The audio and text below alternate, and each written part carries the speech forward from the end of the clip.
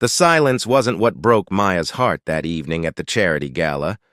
It was the way 12-year-old Emma Sterling sat perfectly still in her designer dress, watching hundreds of adults pretend she didn't exist, while her billionaire father Richard Sterling worked the room, shaking hands and commanding attention with his booming voice. His daughter remained invisible, a ghost in plain sight, surrounded by people too uncomfortable or too important to acknowledge. The girl who lived in a world without sound. Maya Rodriguez had seen enough. As a pediatric nurse who spent her days communicating with children who couldn't always use words, she recognized the hollow look in Emma's eyes. It was the same expression she'd witnessed in countless hospital rooms, the resigned acceptance of being overlooked, misunderstood, and ultimately forgotten. The opulent ballroom of the Four Seasons buzzed with conversations about tax, write-offs, and networking opportunities. Crystal chandeliers cast dancing shadows across marble floors where Chicago's elite mingled, their laughter echoing off gilded walls. Maya felt distinctly out of place in her thrift store evening gown, having only attended because her hospital had received a last-minute invitation. She'd come hoping to secure funding for their new children's wing, but watching Emma's isolation made her original mission seem trivial. Richard Sterling dominated every conversation he entered, his presence magnetic and commanding.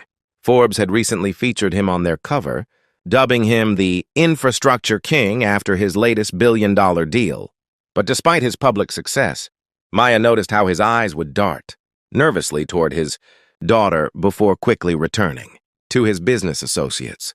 There was love there, buried beneath layers of helplessness and corporate conditioning. Emma sat at table 7, methodically arranging her silverware while adults at neighboring tables discussed her father's empire, as if she were furniture. Maya watched a well-meaning woman lean over and speak loudly at Emma, apparently believing volume could bridge the communication gap. The girl's face remained pleasantly blank, having long since perfected the art of appearing engaged while actually being completely excluded. Unable to watch any longer, Maya approached Emma's table. She didn't announce herself or make a grand gesture. Instead, she simply sat down and began signing. "Hello? My name is Maya. I love your dress. That shade of blue reminds me of the ocean." Emma's fork clattered against her plate. Her eyes widened with shock, then filled with tears that she quickly blinked away. For a moment, she just stared at Maya's hands as if they were performing magic. "You can sign?" Emma's own hands moved with elegant precision, her face transforming with an emotion Maya recognized immediately: hope. "I can. I work with children at the hospital, many of whom use sign language. I've been watching you tonight, and I thought you might like some real conversation." Emma's smile could have powered the entire ballroom. "Nobody here knows how to talk to me except my interpreter, but Dad sent her home early because he said it looked too clinical for the photos." Maya's heart clenched. She glanced across the room where Richard Sterling was deep in conversation with 2 senators, his animated gestures emphasizing whatever point he was making. The irony wasn't lost on her. A man who commanded attention through his voice had a daughter who commanded silence through hers. "Tell me about yourself," Maya signed. "What do you love to do?" For the next hour, Emma came alive. Her hands danced as she described her passion for astronomy, her love of baking cookies for the household staff, and her dream of becoming a veterinarian. She told Maya about her private tutor, her collection of vintage telescopes, and how she'd taught herself to read lips in 3 languages. The girl was brilliant, funny, and hungry for genuine connection. "Most people think I'm stupid because I can't hear," Emma confided, her signs becoming more animated as her comfort grew. "They either ignore me completely or talk to me like I'm 5 years old. My dad tries, but he gets frustrated when I don't understand him perfectly." Maya felt a familiar anger rising, the same emotion she experienced whenever she encountered ignorance about disabilities in her professional life. "You're one of the smartest 12-year-olds I've ever met," she signed back. "Anyone who can't see that isn't worth your time." Their conversation was interrupted when Richard Sterling appeared at their table, his brow furrowed with concern and curiosity. "Emma, is everything all right here?" His voice carried the protective edge of a father, though Maya noticed he didn't attempt to include his daughter in the question. Emma's hands moved rapidly as she turned to her father. but his expression remained blank. He understood none of it. Maya stood and extended her hand.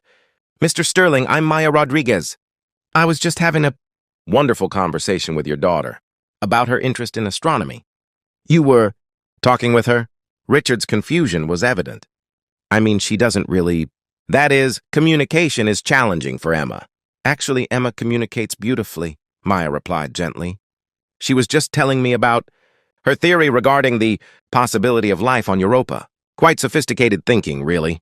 Richard looked between Maya and his daughter, something shifting in his expression. Emma signed something to Maya, who nodded and turned back to him. "Emma wants to know if you'd like her to teach you some basic signs. She says she's been wanting to show you how to say, 'I love you' properly." For a moment, the powerful businessman looked vulnerable, almost fragile. She wants to teach me?" Emma nodded eagerly, patting the chair beside her. As Richard sat down, Maya realized she was witnessing something profound, a father and daughter finding each other across a divide that had seemed insurmountable moments before. "The sign for 'I love you' combines 3 letters, Emma began, her father watching intently as she demonstrated. "I, L, and Y like this." She showed him the hand position, then guided his fingers into the same shape. Richard's eyes filled with tears as he made the sign back to his daughter. Emma threw her arms around his neck, and for the first time all evening, the noise of the ballroom seemed to fade away. Over the following months, Maya received regular updates from the Sterling family. Richard had hired a full-time ASL instructor and was learning alongside Emma during their newly instituted daily conversation hours. He'd also established a foundation providing sign language, education, and deaf awareness programs to schools across the country. Emma sent Maya videos of her father's improving sign language skills, along with photos of the adaptive technology they'd installed throughout their home.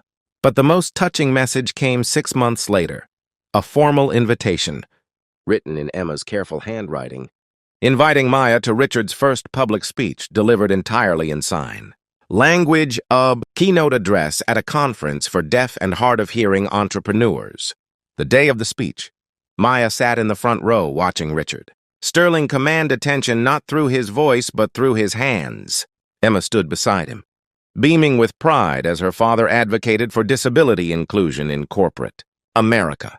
When he finished, the standing ovation was thunderous, but Maya noticed that Emma felt it through the vibrations in the floor rather than heard it through her ears. After the event, Emma ran to Maya and signed, "Thank you for seeing me when everyone else looked through me."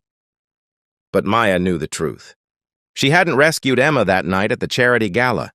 She'd simply recognized what had always been there, a brilliant, loving girl who deserved to be heard even without sound. Sometimes the most profound conversations happen in complete silence, and sometimes the greatest gift we can give someone is the simple acknowledgement of their voice, however they choose to use it. In a world that often moves too fast to notice those who communicate differently, Maya had learned that kindness isn't about grand gestures or dramatic interventions. It's about sitting down, paying attention, and choosing to connect across whatever barriers might exist. And sometimes, when we open ourselves to truly listening, even with our eyes, instead of our ears, we discover that the most important things people have to say transcend sound entirely.